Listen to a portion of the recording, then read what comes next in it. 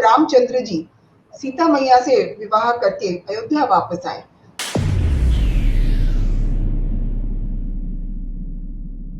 आज हम जिस रंगोली की बात कर रहे हैं वो बहुत ही हम उसको रंगोली की श्रेणी में रखते ही नहीं है, लेकिन हर घर में ये बनाया जाता है जब पूजा होती है, कोई शादी होता है, कोई त्योहार होता है, तो इसको कहते हैं चौक पूरना। चौक पूरते हैं। चलिए, तो मैंने यहाँ पे एक छोटा सा आप लोग के लिए ये बना के रखा है, और क्योंकि चौक पूरने के लिए हमको जमीन लीपनी पड़ती है मिट्टी से, गोबर से, उसके ऊपर पानी छींटना पड़ता है, उसके बाद चौक पूरते हैं। पर क्योंकि मेरे पास वो सब अवेलेबल नहीं है, इसलिए मैंने उसको एक बोर्ड के ऊपर बनाया है। तो आपकी आज्ञा से मैं अपना कैमरा अपने वर्किंग प्लेस के ऊपर करती हूँ ताकि आपको दिखने लगे। देखिए, ये जो चौक पूरा गया है, ये माना जाता है कि ये बहुत मंगलकारी और कल्याणकारी है। इसे हम कहते हैं भूमि अलंकरण। और इसको ये अधिकतर बनाया जाता है उत्तर प्रदेश, छत्तीसगढ़ के इलाकों में। और इसके लिए कुछ नहीं, सिर्फ आटा या चावल का आटा यूज करते हैं। मैंने यहाँ पे चावल का आटा रखा है, आप गेहूं का आटा भी इसमें उपयोग में लाया जाता है। साथ में अगर आपको लगता है कुछ रंग देना है तो आप हल्दी का पाउडर यूज कर सकते हैं, आप कुमकुम यूज कर सकते हैं, लाल रंग अगर देना है। तो यहाँ आप देख सकते हैं पूरा आटे से बना हुआ है। अब इसके बारे में बहुत ही सुंदर सी बात है जो मैं बताना चाह रही थी। ऐसा माना जाता है जब रामचंद्र जी सीता मैया से विवाह करके अयोध्या वापस आए, तो पूरी अयोध्या नगरी में को उनकी स्वागत के लिए सजाया गया। और इस समय का बहुत ही सुंदर वर्णन श्री रामचरितमानस में भी दिया गया है। और उसमें एक लाइन ऐसी आती है, गली सकल और गंज सिंचाई, जहां तह चौक के चारु पुराई। उसका मतलब होता है कि सारी गलियां, सब जगह पर पानी डाला गया लीप कर, और जगह जगह पर चौक पूरे गए राम और सीता के स्वागत के लिए। तो ये इतनी पुरानी कला है और आज इसको हम शायद भूल ही चुके हैं, और इसको कोई महत्व ही नहीं दिया जाता है। तो चलिए, मैं एक छोटा सा इसका मोटिव बना के आपको बताती हूँ कि इसको कैसे बनाया जाता है। बहुत सुंदर गीत में एक लाइन भी है, मतलब इसी चौक पुराओ मंगल गाओ, तो वो चौक मतलब चौक पुराना। मुझे लग रहा है कि आप लोग को मेरा दिख रहा है? दिख रहा है आप? जी दिख रहा है मैडम। तो देखिए जी, मैं अपनी टेबल के ऊपर ही बना रही हूँ क्योंकि ये डार्क कलर की है। इसके अंदर कोई बहुत सफाई, बहुत कारीगरी की जरूरत नहीं होती है, लेकिन श्रद्धा की जरूरत जरूर होती है। आपके मन में बनाते समय अच्छे भाव हों, क्योंकि आप किसी पूजा से पहले या कोई भी त्योहार से पहले भगवान के लिए चौक पूरते हैं, उसके ऊपर ही भगवान को बिठाया जाता है, उसी से भगवान का स्वागत किया जाता है। तो बहुत ही साधारण से डिजाइन्स हैं। मुझे लग रहा है यहाँ पे शायद लाइट चमक रही है। ठीक है, थोड़ा चमक रही, पर आप बना लो।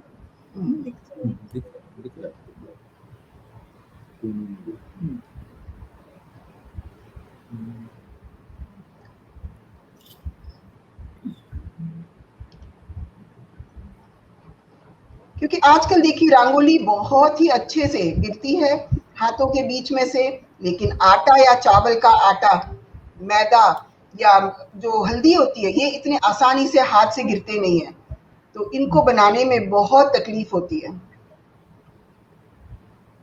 मैं तो आपको बहुत ही सिंपल सा एक बता रही हूँ जो आप घर के सामने बना सकते हैं। और अगर इसमें आप चाहें तो इसमें हल्दी डाल के आप इसको रंगीन भी बना सकते हैं। कई प्रांतों में ऐसा भी माना जाता है कि सिर्फ सफेद नहीं बनाते हैं। हाँ, सही बात है, में रंग डालते हैं। हाँ, और तो उसमें प्रदेश में जहाँ पे सफेद ही बनाया जाता है, ये फर्क बहुत पड़ जाता है। वैसे चौक पूरते सफेद रंग से ही है मालविका मैम, लेकिन कई जगह पर आजकल क्योंकि लोगों को थोड़ा रंग पसंद है तो इसमें हल्दी का उपयोग किया जा सकता है। हाँ, पर मैंने जितना इसके बारे में पढ़ा या जाना, जो मैं जितना समझती हूँ इसके बारे में, इसको आटे से ही बनाया जाता है। हाँ, हाँ, मैंने देखा है दशहरे पर छत्तीसगढ़ में बहुत बनता है। जब हाँ, मैंने वही बोला, छत्तीसगढ़ और उत्तर प्रदेश में इसका प्रचलन। रावण के दहन के बाद जब पुरुष लोग आते हैं तो महिला चौक पुरा के वहां पीड़ा रख के उनकी आरती उतारती है। आरती उतारती है जी, बहुत है ऐसा। ये देखिए, महाराष्ट्र में भी इसका बड़ा अच्छा प्रचलन है। वो कभी हम बात करेंगे, हम दोनों उस विषय में बताएंगे आपको जल्दी। देखिए,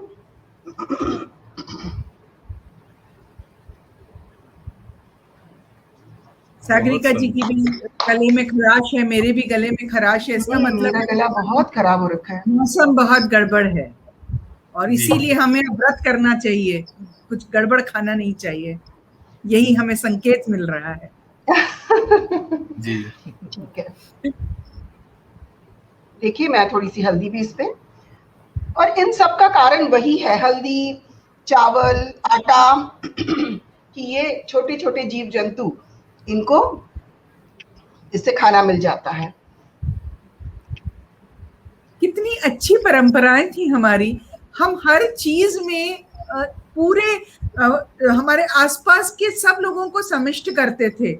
सबका हाँ। एक रहता था कि भाई ये कौवे की रोटी है, ये कुत्ते की रोटी है, गैया की रोटी है, कुछ भी दे रहे हैं, मतलब हमारे मानस में यही चलता था कि सबको भोजन मिले, कोई भूखा ना रहे। अब हम पूछ कि आप कितने खाओगे, 2 रोटी खाओगे तो 2 ही बनेगी आपके लिए, तीसरी रोटी घर में नहीं बनेगी, क्योंकि भूखा कोई नहीं है ना आजकल मालविका मैम।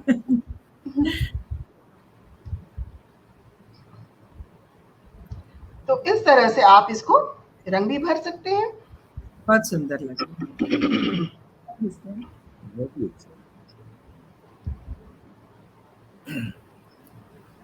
हाँ। और मेरा मुख्य उद्देश्य किसी को रंगोली सिखाना नहीं है, मेरा उद्देश्य इतना है कि मैं आपको रंगोली का प्रारूप कैसा था और हमने उसे क्या बदल के किया है। मैं ये नहीं बोलूंगी कि आधुनिक समय में कुछ बहुत खराब रंगोलियां बनाई जाती हैं, पर इसका जो पुराने समय में इस तरह का एक स्वरूप था, इसको भूल नहीं जाना चाहिए, क्योंकि हमारी दादियों ने या हमारे पूर्वजों ने इनका कुछ सोच समझ के इनको बनाया है। हमारे एक दर्शक श्रीमती लता सुरेश जी का संदेश आया है, चावल या आटे से मारने के पीछे कारण है ये चींटियों और पक्षियों का आहार होता है। जी, यही हम लोग इसी विषय पे बात कर रहे थे। धन्यवाद लता जी। देखिए, उन्होंने वर्ड मारना यूज किया है, जो आजकल लोग यूज ही नहीं करते ना। जी, प्रोफेसर पुष्पलता सिंह जी बीएचयू में प्रोफेसर हैं, उन्होंने बहुत सुंदर तरीके से मनसा देवी वाली कहानी बहुत पसंद आई इनको मैडम। धन्यवाद पुष्पलता जी। जी, अब देखिए, इस तरह से अगर आपको बाद में लगता है तो बीच में आप जी, धन्यवाद।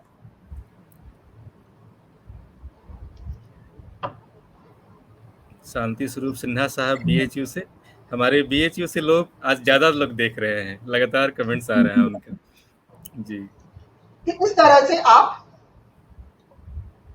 चौक पूर सकते हैं और या मांड सकते हैं। जो वर्ड मांडना उन्होंने यूज किया वो मुझे अच्छा लगा।